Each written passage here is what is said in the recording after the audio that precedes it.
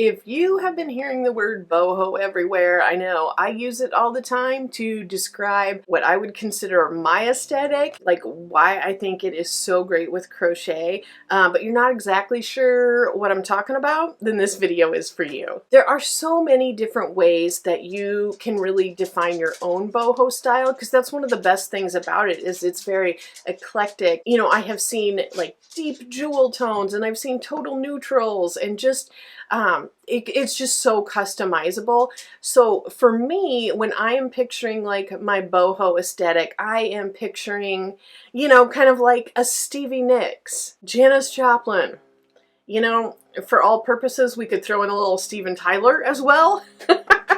If those references aren't resonating with you, I guess what I would say is like a lot of vintagey, flowy, lacy, ruffly, natural fibers, earth tones, tons of fringe, because it's fringe, it's awesome, right? And then even some floral. I'm in the middle of a room redo, and I really hope to get a lot of that boho vibe in here and be able to show that to you. But if you'd like a few more examples as well, I will put a link down to my Pinterest boards where I've got several boards like dedicated to boho type stuff. So check that out if you want a little more like guidance on the direction to go in or just where I try to take it to. But the best thing is that I am working on some very boho inspired projects, and I've got one a very big project that I'm very excited about, and I'll share a little bit more about that later. I feel like kind of the biggest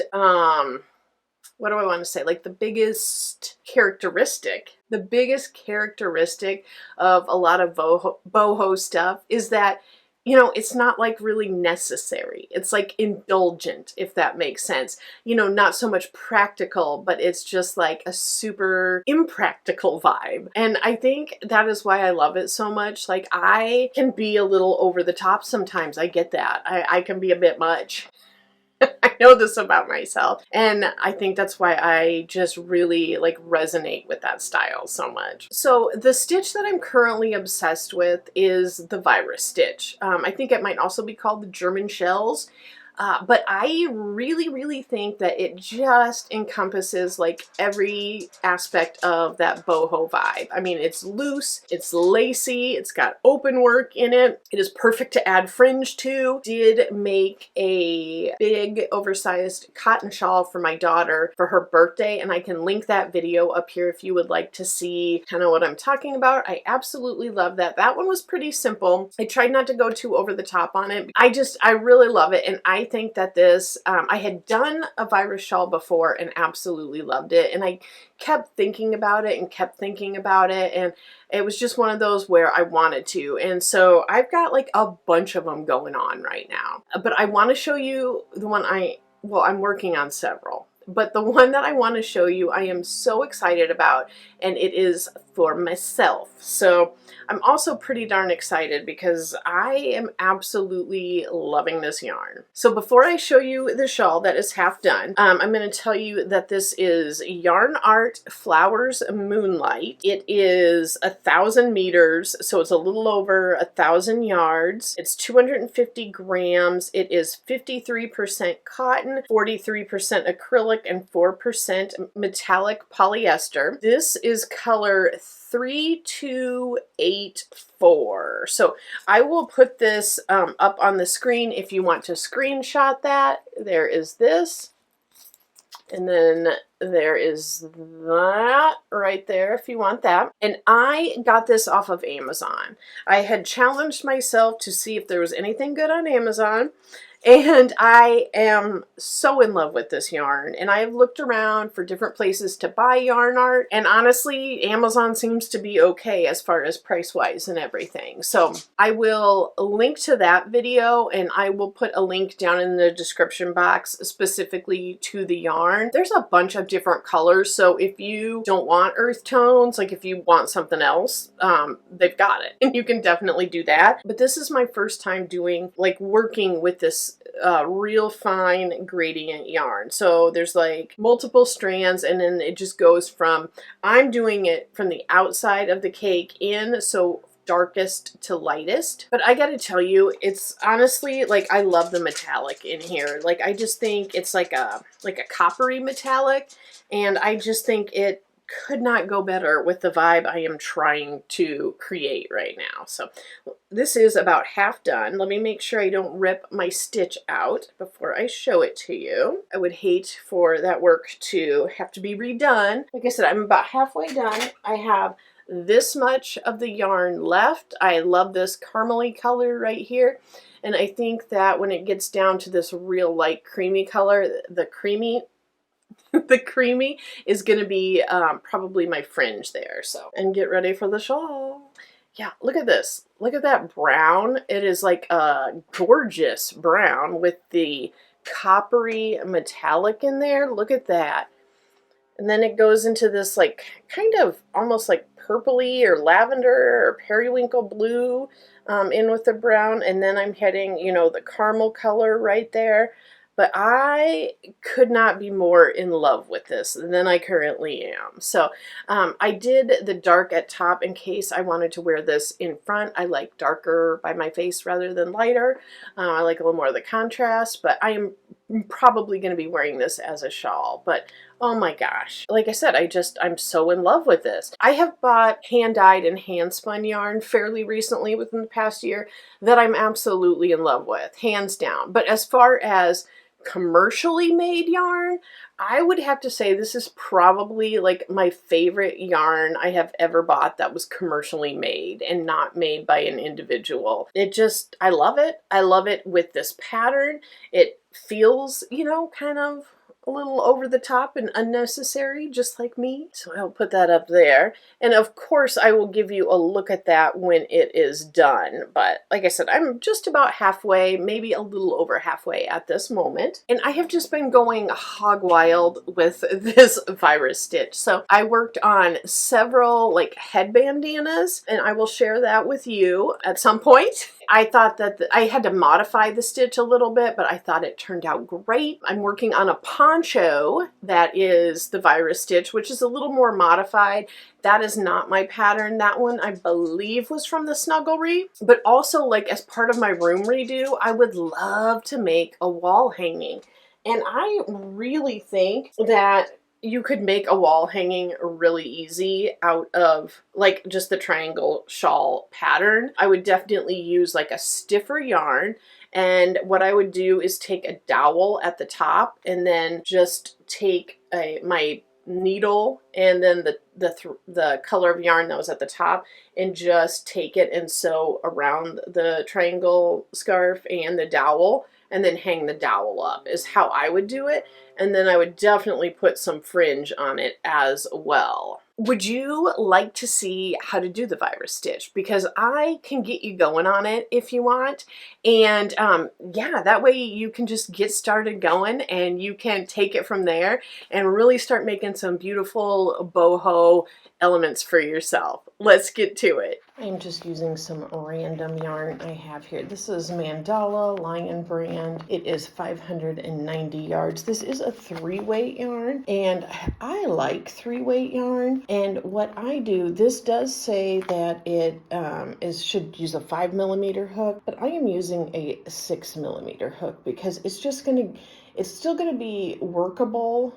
On my hook, it's probably not going to be slipping off that much, but by using the bigger hook, it is definitely going to give it a little more drape.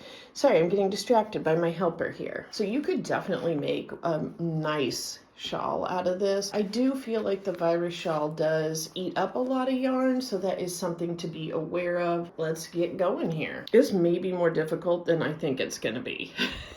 Not because of the stitch though. So you're going to want to start out by doing a chain of 10. Now, normally I like to do a magic ring, but with this, we just need quite a bit more space in the ring. So we're going to chain 10, and then what we're going to do is we're going to go ahead and slip stitch into the first one here. So we have a ring, and it is nice and large. I go ahead and chain 1 there. So yeah, here is our ring, and we just need it this big to be able to fit all of the stitches we're going to put into here. So I'm going to go ahead and chain 3, and that's going to act as my first double crochet, and then I'm going to go ahead and I'm going to add 19 more double crochets here, so for a total of 20.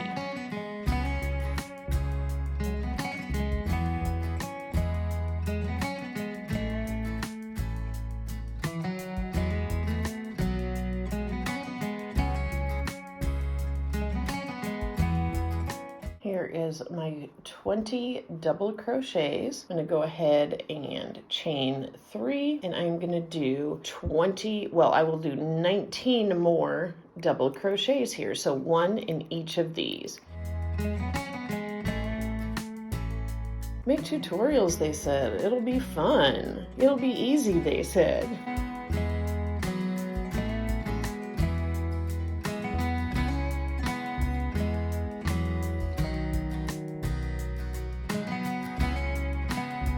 Now, where you had your chain spot on the first one, you do have to kind of really look. Don't accidentally think you're done and miscount. Like if you count and you've got 19, you really do need to go in and you need to find the space in the chain space for you to put that 20th double crochet. So there we are. First row, well, chain of, whoops, oh my goodness. So you start out with a chain of 10 and turn that into a ring. Add 20 double crochets for the first row, and then on your second row, you'll have 20 double crochets again. And then this time, instead of chaining 3, we're gonna chain 4. Turn our work. This acts as your first double crochet in your first chain 1 spot. So we are going to add 19 more double crochet chain 1s. So it is pretty easy, but this is increasing our amount of stitches. Don't need any particular yarn to do this. You can do this with just about anything. Like I said, just go up a hook size or so, so that it does end up a little bit drapier. There's so much freedom with this stitch. And once you get it down, it is very easy. I really do feel like it is a low effort, high reward stitch to do or pattern to do.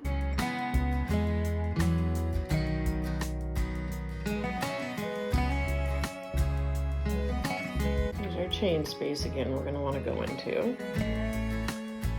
There is our expansion row. So we're going to lay the foundation for the next ones. This next row goes super fast, but it does require a little more counting. So we are going to start out by chaining 10. Every row with our chains is going to start with a 10, and it's kind of easy to remember because we started the project with 10. And when we do this, we are skipping a chain space, a post. So we are going to single crochet right here. Single crochet. So you've got this chain space, and you can see this one, you know, it's coming out of our very first stitch, and then we're skipping that second one going into the chain space. And after this, we're going to be, you know, we're going to be basically skipping 2, which is basically what we did here. So, but now we're only chaining 5.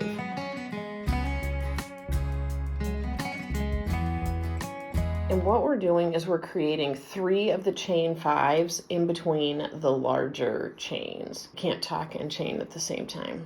So here we go, and this is our last chain 3 for right here. So we've got chain 5, chain 5, chain 5, and that was our chain 10. So now we're getting close to the middle, and we're going to do 2 chain 7. And this is what creates that middle piece. It is the part that elongates the shawl, makes it bigger. It's our increase. And we're going to go here, we're going to skip 2 just like we have the rest of it, and that is our middle stitch, so you can count and make sure you're really in the middle there. And we just single crochet, and then we're going to chain 7 again. I recommend not having a kitty help you with it. It would be much easier. And then we're going to go into this. We're going to skip those 2 posts again. So you can see we've got those, the 3 in our end piece. And so we're going to recreate this so it's symmetrical on the other side. So we're going to have 3 chain 5 spaces.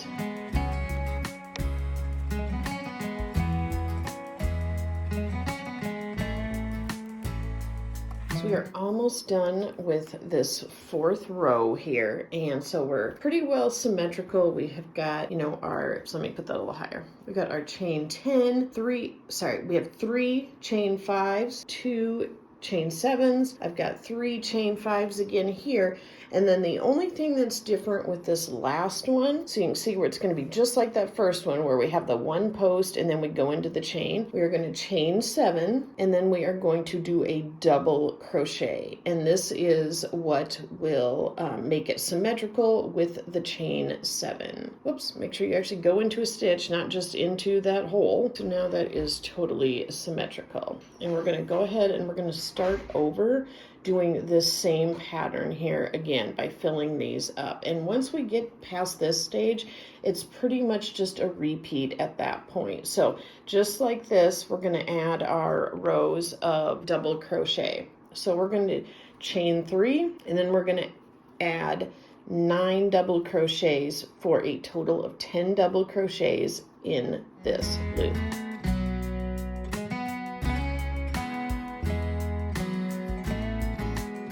Here is our 10 double crochet, and we are going to single crochet into these chain spaces. 1, 2, 3, 4, 5. We're creating foundation for the next row. 1, 2, 3, 4, 5. Single crochet into that chain space. So you can see here what we're doing on these rows is with our chain spaces, we're going from 3 chain spaces to 2 chain spaces, and then as you can guess, on the next row it'll go down to 1 chain space. And now we're here in the center into our larger chain spaces, so we're going to add 10 double crochets to each of these, and we just make this completely symmetrical to the other side. So no changes, completely symmetrical. So 10 chain, chain, 10, 10 chain, chain, 10.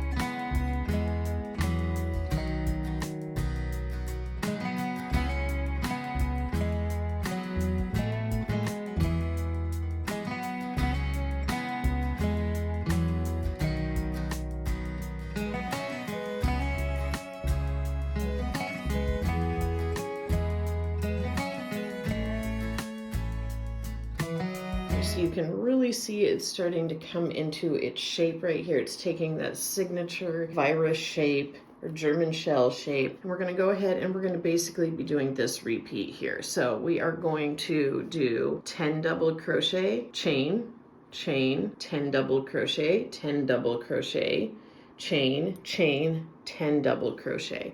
And so I will be starting out my chain with a chain 3 and then adding my 9 double crochets right here. And if you remember, I said we're going from 3 chain spaces to 2 chain spaces, and we'll go down to just 1 chain space in this row. And both sides will be completely symmetrical.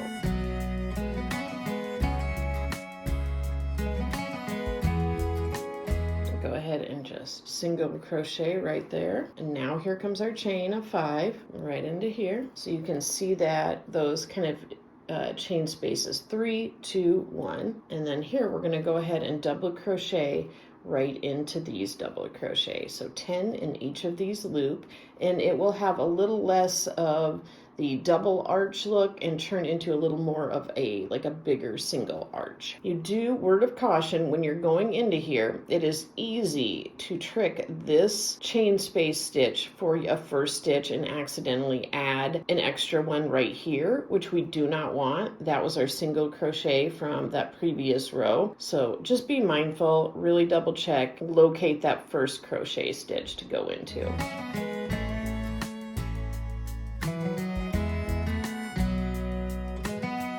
There is our first 10 of that, and we're going to go ahead. You can see we're going to start that second 10, but where it really kind of starts looking like it's more like we're doing 20, if that makes sense.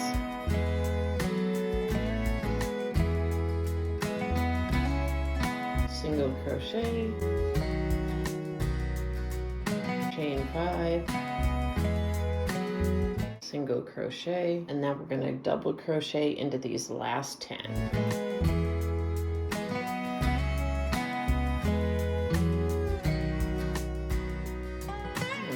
that chain space, or not our initial chain, to make that 10th double crochet. So look how like beautifully symmetrical this is getting, looking so good. So we're going to go ahead, and this is where we chain 4, because this is an increase row. So we are going to chain 4, turn it, and this is where we are doing our posts and chains. Each double crochet goes into a post, but we're increasing by adding these chain spaces in between. We're not skipping stitches down here. We're adding these chains to increase.